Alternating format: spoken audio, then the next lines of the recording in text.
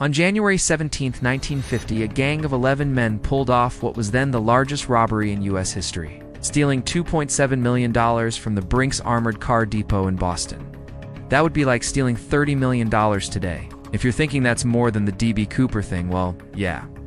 Inside lives a man named Joseph Barry White, who had a really bad gambling problem and owed some dangerous people a lot of money. And gloves entered the back door of the Brinker depot on West Newton Street in Boston.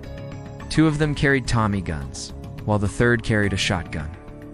As soon as the news broke about the Brink's robbery, they had taken steps to hide their faces.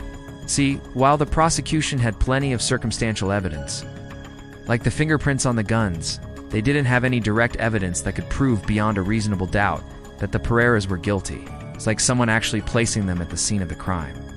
Check out our video on D.B. Cooper and how he got away with $200,000. Or the equivalent of $500,000 today. At that point, the FBI decided to shift their focus to the masterminds behind the robbery, the Barris, father and son. Unfortunately, they weren't quite ready for the Barris' defense, which involved accusing the Pereiras of doing the whole thing on their own.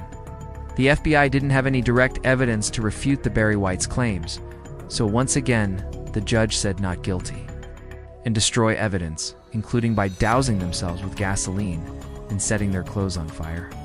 They appealed the decision, and the case eventually landed in front of a higher court, where it was thrown out due to procedural errors. At this point, the statute of limitations had already been reached, so the case was closed with no convictions. However, the FBI continued to investigate the gang on other charges. Soon enough, they tracked down and arrested the rest of the gang, except for Joseph Barry White himself. By this time, White had fled to Santo Domingo in the Dominican Republic, and he was finally extradited back to the United States in 1954. All told, 7 of the 11 robbers served time in prison, but White himself only served 4 years. And no one knows whatever happened to the 2 brothers after they were released. But their fingerprints were on the weapons they'd left behind at the restaurant, and they quickly became the FBI's #1 suspects. They were arrested on January 19th and charged with the robbery. Madeleine was also charged with the murders of the 2 guards. Even though she wasn't present during the robbery and had no prior criminal record. Meanwhile, her husband Joe refused to cooperate with the FBI, claiming the 5th, and that meant that the charges against him were dropped. But rather than rounding up the 8 employees inside or forcing them into the vault, they tied them all up and locked them in the basement. Then they opened the vault, taking only the cash, checks, and money orders. In fact, they left behind thousands of dollars worth of stocks and bonds, because they knew that the security guards would unknow what they were and would untake them. All told, they made off with $2.7 million, or the equivalent of more than $30 million today.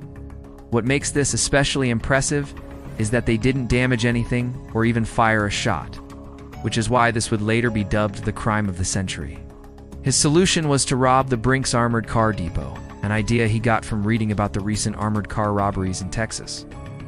So after they finished their robbery, what did the gang do next? Well, they went to dinner. The crew ate at the Hotel Hiawatha in Saugus, about 15 miles north of Boston, where they threw around stacks of cash like it was going out of style. Unsurprisingly, this didn't go unnoticed. When the FBI showed up to question the staff, they described the men they were looking for, and the waitress remembered serving them. She told the FBI agents exactly what table they sat at and what they ordered. And since the gang had left their weapons at the restaurant, the FBI was able to dust them for fingerprints. This was the last mistake the gang would make.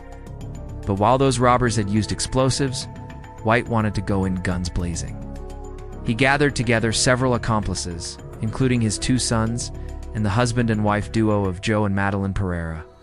Together, they made plans for what would become the biggest heist in American history. But stay tuned, because this story is just getting started. Our story starts about a week before the robbery at a small bungalow on the outskirts of Boston. At around 3 p.m. on January 3, men wearing rubber Halloween masks, navy peacoats, and yes, there is a song about it by the Irish folk band The Dubliners. It took the FBI less than a day to track down Madeleine and Joe Pereira. But when the government brought them to trial, the jury found both of them not guilty. The feds weren't done yet, though. Now, This might be the biggest robbery in US history, but it definitely isn't the most profitable. Enjoyed the heist? Give us a like and don't forget to subscribe for the next big case.